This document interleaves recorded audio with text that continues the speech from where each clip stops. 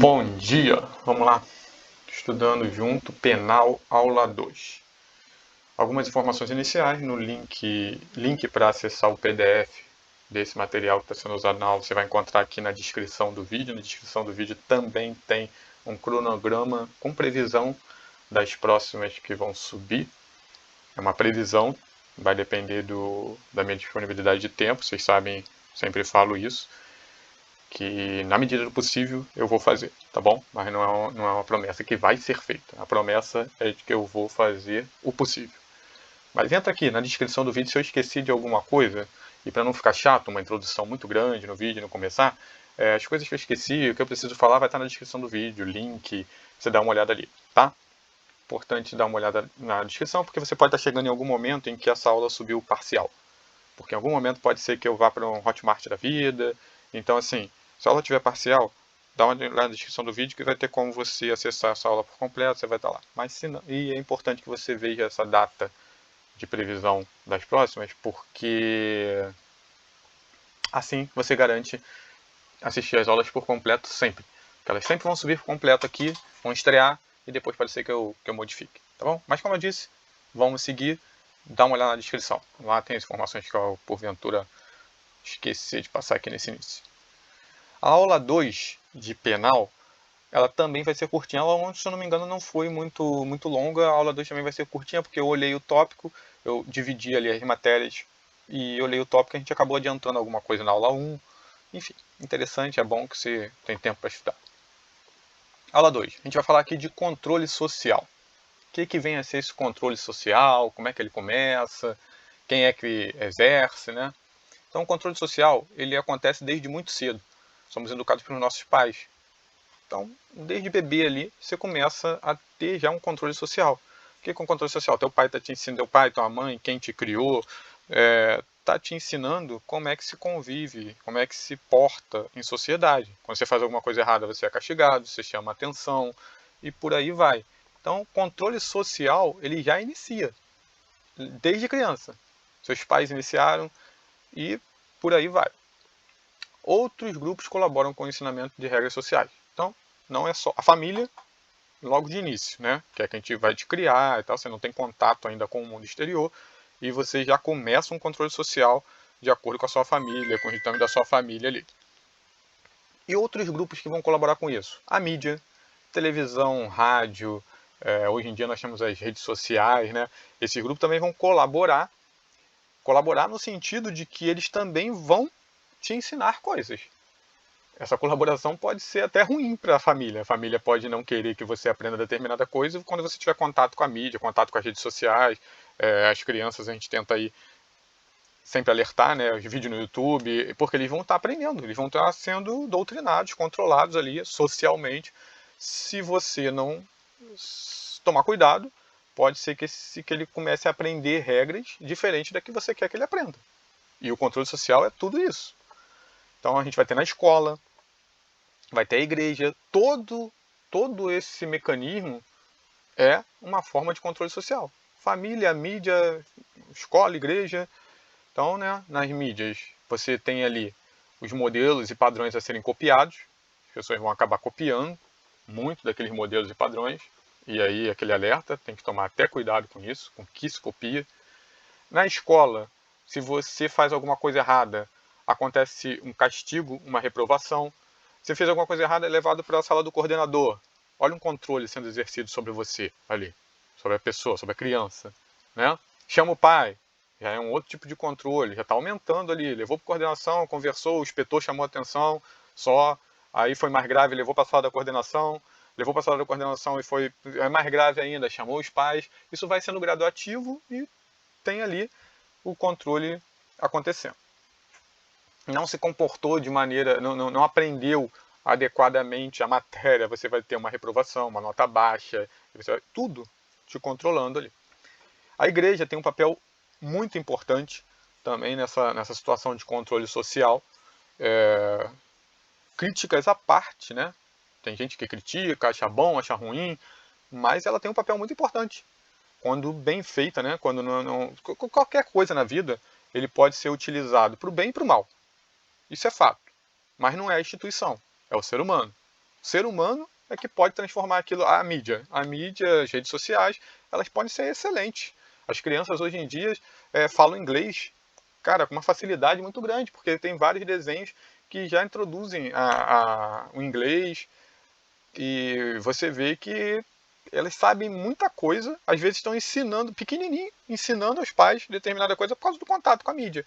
Desde que com a mídia, rede social, celular ali na mão, desde que você direcione o conteúdo, que ele tenha acesso a um conteúdo bom, isso é excelente, isso é bom.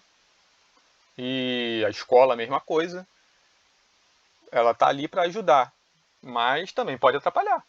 E aí, é a escola que é ruim? Não, é o ser humano que está ali usando daquele mecanismo, daquela ferramenta de forma inadequada. A igreja ela tem um papel importantíssimo, se ela for bem utilizada.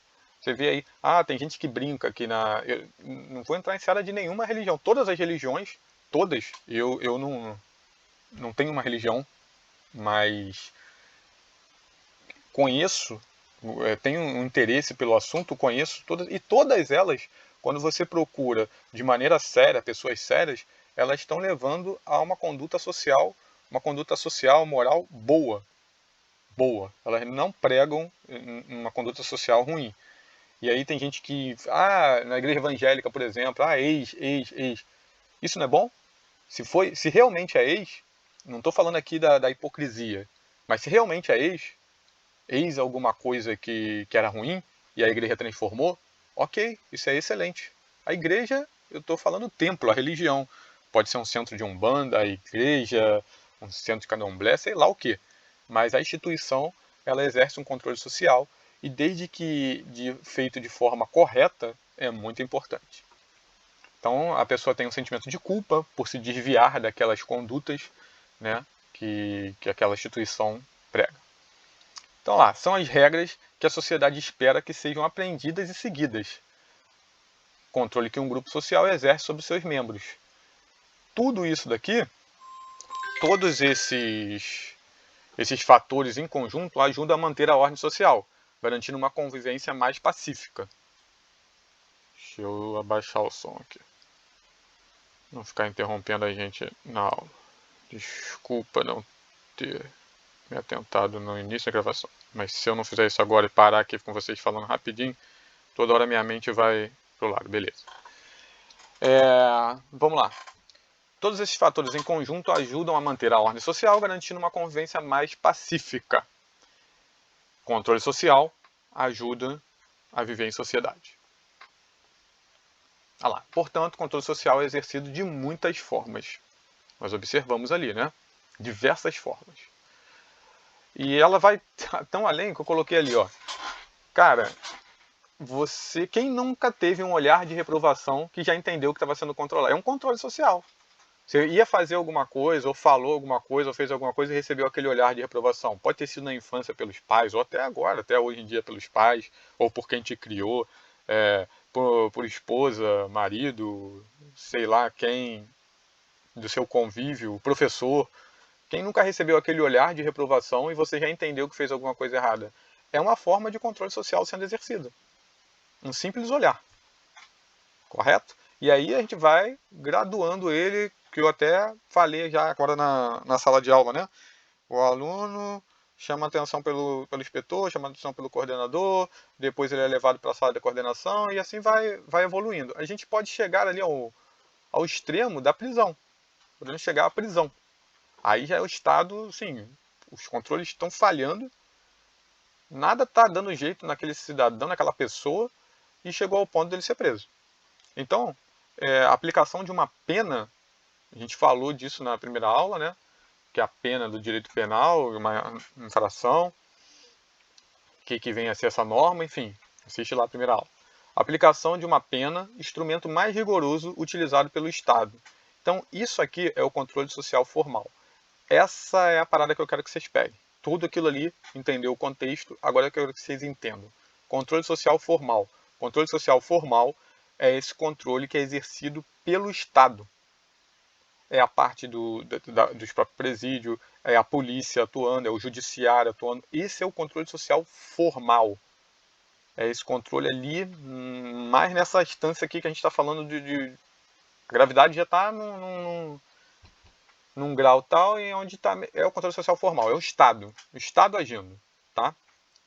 Se a gente falou que o controle social formal, eu dei uma ênfase que é o Estado com essas instituições agindo, quem seria o controle social informal? Está ali, tudo que a gente viu no outro slide, mídia, escola, igreja e por aí vai, não é exaustivo isso aqui, não estou dizendo que é só isso. Eu te falei, o controle social é formado até pelo olhar ali, pela família, que a família nem está aqui nesse grupo, né?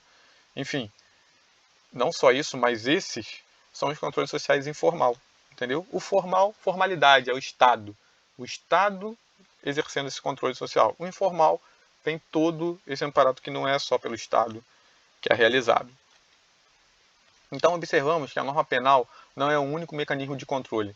Sendo ela mais danosa, deverá ser utilizada apenas quando os outros meios falharem na proteção. Pescou? Controle social formal é exercido apenas pela norma penal? Ficou claro e evidente que não, né? Que o controle social ele vem sendo exercido a todo momento. E o que eu falei aqui, eu botei aqui, princípio da intervenção mínima. A gente também teve na primeira aula. Então, por isso que eu falo, é muito importante a revisão. Vai lá na primeira aula e assiste se você não lembra. Mas mais importante que isso, deixa eu dar uma dica aqui. Se você tem a apostila, né? Então você pega a apostila, grifa, marca as partes importantes e fica olhando ali. Complementa com a aula. Eu aconselho que você pegue a apostila porque é o material oficial e você complemente. Vai riscando, sublinha só o que você pega um marca-texto, vai colocando ali. Por isso que eu gosto de impresso. Eu falei para vocês que eu prefiro impresso. Mas se você consegue fazer isso no computador, num tablet, fica à vontade. Abre ali e faz. Mas pega o teu material oficial, que é a apostila, e vai complementando, riscando, colocando o que é. Porque se toda vez que você não lembra agora o que é o princípio da intervenção mínima. Aí se você precisar revisar, volta na aula, assiste tudo de novo, daqui a pouco você está tendo que assistir uma quantidade enorme de aula. E a aula demora 20 minutos, 40 minutos, 50 minutos. Se você anotou, se você fez o seu caderno ali, no teu caso, facilitando já com a apostila montada, se você fez as suas marcações, cara, tudo que a gente viu na aula, esse tópico que a gente viu na aula, quando você pegar, que a gente vai demorar aqui 20 minutos, 40 minutos, 30 minutos, a depender da aula, tem aula que chega 1 hora, você vai pegar aquilo na apostila, vai olhar, e tu vai ver que tu vai revisar em aula de 1 hora em 20 minutos. Então você ganha tempo. Isso na primeira vez. Talvez mais, porque você não entendeu os conceitos, precisa ler de novo. Tudo bem. Mas quando você chegar a segunda vez, você vai ver que vai virar 10 minutos. Você vai passando assim, não, isso eu lembro, lembrei. Daqui a pouco você está revisando todo o conteúdo da apostila em 15 minutos, a apostila inteira. Então se você não fizer isso, não tiver esse material, imagina você toda hora que for revisar, eu vou colocar todas as aulas de novo, para escutar. Pô, pode vir e reescutar, beleza, é ótimo, é bom. Mas se você não fizer isso, vai te atrapalhar. Então, o princípio da intervenção mínima tem lá. Vamos lá, direito penal tem por finalidade proteção dos bens jurídicos. Também foi dito já. Você lembra?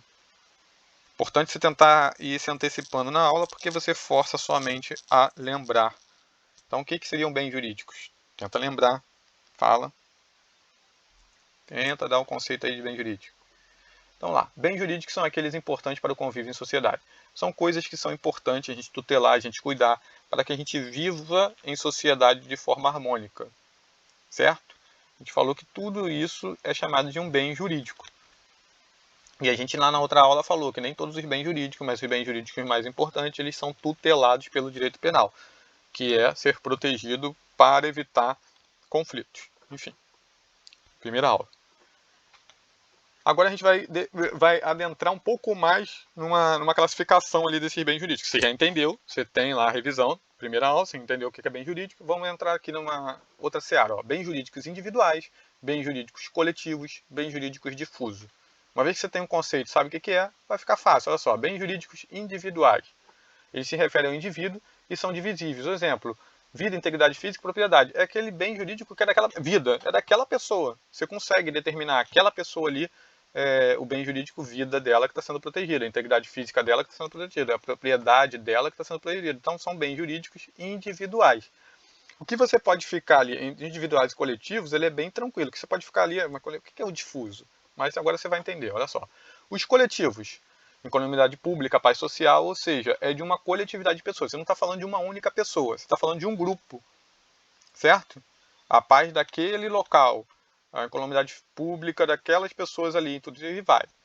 Quando você fala em bens jurídicos difuso, é muito mais do que um grupo. A gente está falando da sociedade como um todo. Ó, sociedade como um todo. A diferença aqui é que se refere à sociedade como um todo. Exemplo, meio ambiente. Se a gente agredir o meio ambiente, não quer dizer que somente as pessoas daquela localidade serão afetadas. As pessoas daquela localidade podem ser afetadas de forma maior. Mas imagina, vou acabar com a floresta amazônica, só o Brasil que vai sofrer? Não é, né? Outros países emitindo gases e a gente tem o efeito estufa e vai lá nas calotas e vai descongelar. Então, assim, quando a gente está falando em bens jurídicos difusos, é esse bem que se refere à sociedade como um todo, entendeu? Não é nem aquele grupo coletivo ali, é a sociedade como um todo. Grava isso que você consegue distinguir na hora lá. Então teremos os tipos penais. São pautados em comportamentos que coloquem em perigo ou lesionem bens jurídicos. Ou seja, o que é um tipo penal? Que pode estar no Código Penal, pode estar em leis penais diversas, não só no Código Penal. Tipo penal. Um tipo penal é um comportamento, pode ser uma ação ou uma omissão, que tem esses bens jurídicos que a gente vai identificando aqui, e quando o Código Penal ou as leis penais tratam deles, são bens jurídicos tutelados pelo direito penal, aquele bem jurídico ele foi lesionado, ele pode ser lesionado, é um tipo penal que vai prever ali uma lesão a esse bem jurídico, vai ter essa pena. E nem sempre só a lesão, até o perigo, a ameaça de lesão pode estar tutelado. Lógico que tem que estar tipificado, tem que estar previsto isso em um código, na lei. Mas é isso. Os tipos penais são pautados em comportamento que coloquem em perigo ou mesmo que lesionem ou mesmo coloquem em perigo os bens jurídicos que a gente já entendeu o que é. Então aqui, ó, Código Penal Brasileiro é um importante instrumento que reúne bastante tipos penais. Não só ele, tá? Temos leis penais. Quando você vê lá, leis penais especiais, são aulas de leis à parte do Código. O Código Penal é o geralzão. Leis penais especiais, nós fomos especialmente ali naquele tema para ter uma lei que trata do assunto. Ah, isso aqui, vamos lá. No primeiro slide, eu tenho certeza que eu coloquei alguma coisa diferente de 1940. Eu fiquei ali na década de 40, não sei se 42, não sei porquê. Eu faço, provavelmente fazendo de cabeça, tarde da noite, eu coloquei ali. Mas ficamos dentro da década e agora você já está corrigindo de certinho para se for uma data cravada. E é o que eu falei. Todo material é incompleto, você precisa ir complementando e estudando e anotando. Então vai lá nas suas anotações, risca de novo, coloca ali e assim vai, já está acertando. Então assim, mas estou chamando a atenção para isso. Também teve na aula de, se eu não me engano, eu acho que foi constitucional que eu dei um conceito e ele estava invertido. Eu acabei falando de forma invertida. Não sei, acho que foi referendo e plebiscito. Enfim, mas eu coloquei na descrição do vídeo a errado, falei, ó, o conceito está invertido lá. A importância de dar uma olhada na descrição do vídeo, tá? Que eu mesmo me escuto depois e tal, se eu pegar, se tiver alguma coisa ali que eu acho importante, um aviso que eu esqueci ou uma correção, eu vou colocar ali na descrição. Então, Código Penal Brasileiro, 1940, aí ó, trouxe aqui pra gente ter certeza, ó. Presidente da República Civil, subchefia para as ações de Decreto-Lei número 2848, de 7 de dezembro de 1940, certo? Aí, na outra aula eu falei, tá, da reforma, mas o ano tá correto. Ó, parte geral do código, teve uma reforma, então tá aqui, ó, redação dada pela Lei número 7.209, de 11 de 7 de 1984. Essa aqui eu falei correto, 84. Teve só essa alteração, Mafra? Só a alteração lá de 1984? Não. Tem diversas alterações. É que essa alteração de 84 foi uma reforma ali da parte geral. Alguma coisa mais significativa, maior. Mas existem diversas alterações no decorrer dos anos que vai acontecendo, então é bom sempre estar se atualizando e vendo. Então, assim, o Código Penal ele é dividido em parte geral e parte especial, certo? que é a parte geral e parte especial? O Código Penal, dividido em parte geral e parte especial. A parte geral do Código Penal, quando você abrir, ele vai do artigo 1º ao 120. Artigo 1º, é interessante, se você tem o código, pega ele, manuseia, ou acessa aqui na internet, vai no YouTube, bota Código Penal, abre o link oficial do governo, porque ali ele vai estar atualizado.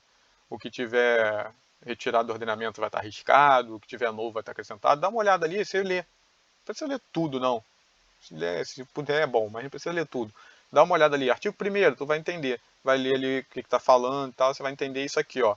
Do 1º ao 120, você vai encontrar regras gerais que serão aplicadas aos crimes previstos na parte especial. Por quê? Porque a parte especial vai trazer os crimes. Já vai falar dela. E aqui, nessa parte geral, nós vamos ter as regras gerais. Por que regras gerais são essas? É o seguinte, o que é crime? Vai estar explicando lá. Como se aplica a pena? Na parte especial a gente fala do crime e pena. Como é que se aplica ela? Está explicando. Prescreve, não prescreve, extensão da punibilidade, ou seja, são regras de uma maneira geral. Correto? Essa parte aqui, toda, parte geral, que a gente fala aqui, ó, que ela foi reformada em 1984. Correto? Vamos lá, parte especial. Aí vai de 1 ao 120, parte geral. Quando você chega no artigo 121, você inicia a parte especial e vai até o final do código, que é o 361. Tá? Vai iniciar ali com o artigo 121, que é o homicídio. E aí você tem o quê? Nesta parte teremos os crimes e as penas a serem aplicadas. Você vai ter lá o crime, a grosso modo é isso. Você vai ter o crime e a pena. Artigo 121, matar alguém, pena, tal, tal. Tem particularidades ali, mas a gente vai falar de acordo com a evolução da apostila que ela pedir. Porque não adianta também a gente ficar estudando além aqui. A gente quer reunir o conteúdo que tem na apostila. Então, assim, parte especial é isso. Do artigo 121 ao 361, ela vai combinar, vai dizer qual é o crime e combinar as penas. Artigo 101, matar alguém, pena de tanto a tantos anos. Correto? Eu coloquei aqui essa outra figura para você lembrar o seguinte. Não é só no Código Penal que tem crimes e penas. Correto? Nós temos leis especiais, ó. Aqui, ó, leis penais especiais. Se eu não me engano, tem até matéria disso. Por quê? Porque ele vai pegar, vamos lá, Maria da Penha, né? Lei de drogas. Ele vai pegar aquele tema específico, drogas, e produzir uma lei. Então, por isso que ela é lei penal especial. Para as drogas, tem uma lei penal especial. Nós vamos aplicar ela. O Código Penal geral, mas se eu tenho a lei especial de drogas, eu vou aplicar a lei especial. O princípio da especialidade. Eu tenho uma lei especial, eu aplico no lugar da geral. Correto? Então, olha só. Tudo isso que a gente acabou de falar aqui é o direito penal objetivo. É o código, as leis, é o direito penal objetivo. Tá? Gravou?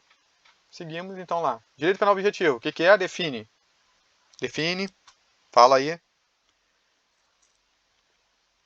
o conjunto de normas que define crime e combina pena. Né? Conjunto de normas. Vê que eu não botei. É o Código Penal. É o conjunto de normas. Código Penal também. Isso, direito penal objetivo. E o que vem então a ser o direito penal subjetivo? Se você também assistiu comigo administrativo, acho que foi administrativo, eu já falei, lembra que eu falei? Isso é subjetivo. Isso é subjetivo, a gente remete o quê? É uma pessoa que está pensando, é subjetivo, vai depender da pessoa. Né? Então, subjetivo a gente lembra a pessoa, é mais pessoal. Aí eu botei aqui uma figura, objetivo, são mais as coisas em si, né? E subjetivo está aqui, ó, pessoa, opinião, emoção, né? É mais ligado à pessoa. Então, falou de subjetivo, você lembra de pessoa. Beleza, falou de subjetivo, você lembra de pessoa, você está construindo um raciocínio para entender. Então, direito penal subjetivo, eu estou falando da pessoa. E lembra que na primeira aula eu vim trazendo e falei que chega um momento que tem um fortalecimento do Estado, que o Estado traz para si, ele não deixa mais o particular ir lá. Na época era vingança, não é isso hoje, não é vingança. Mas na época era vingança. E aí ele não deixa mais o particular se vingar, é ele o Estado que iria. Ele traz para si, tem um fortalecimento do Estado, ó, trouxe a mesma figura para a gente lembrar. Fazer um link com a primeira aula. Lembra que trouxe para o Estado? Então, quem é essa pessoa? E lá no administrativo, se você também assistiu administrativo, fazendo um link com a aula, você descobriu que o Estado é uma pessoa jurídica. Né? E quem é essa pessoa, então? É o Estado.